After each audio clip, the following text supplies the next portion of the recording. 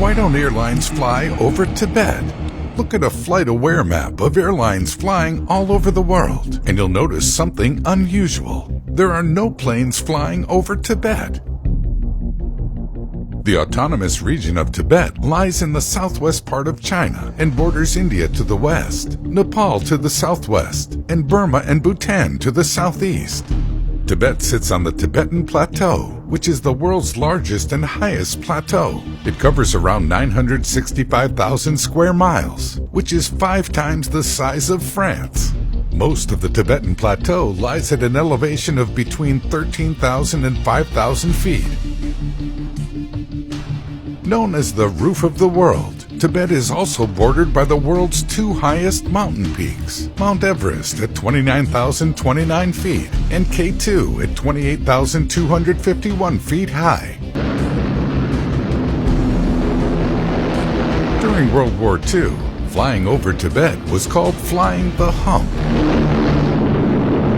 After the Burma Road was captured by the Japanese, pilots had to fly cargo from India and Burma over Tibet and into China.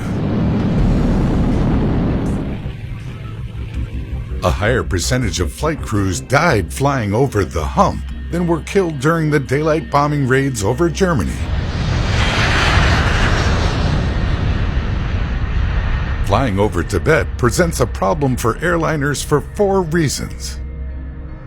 First, there are only 2 airports in the region. Lhasa Gangar Airport in Lhasa, the capital of the Tibet Autonomous Region, and Tribhuvan Airport in Kathmandu, the capital of Nepal.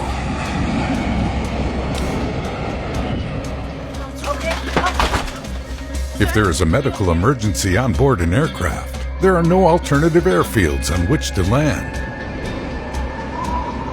Landing at Lhasa can be a problem for some people, because its elevation is 3,650 meters or 11,975 feet, and it takes a while for breathing to adjust.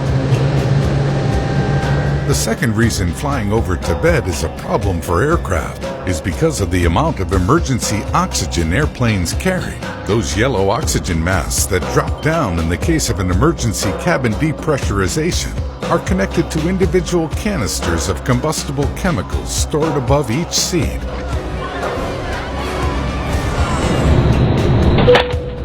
You are told to pull down your mask because that motion ignites the chemicals which produce the oxygen.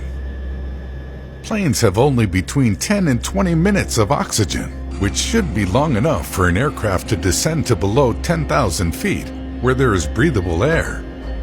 But most of Tibet lies above 10,000 feet. The third reason flying over Tibet presents a problem for airliners is because of engine-out drift-down procedures. These are the set of instructions pilots must follow if one of the plane's engines goes out. Modern planes are designed to fly with the loss of an engine, but the plane must drift down to a lower altitude. This altitude is determined by the gross weight of the airplane.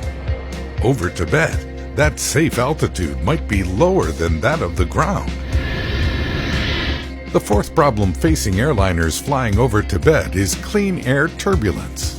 This type of turbulence can't be seen or predicted in advance by pilots. It is caused by eddies of air created when the airflow is disrupted by the Great Mountains in areas that have strong perpendicular winds and where temperature inversions are common.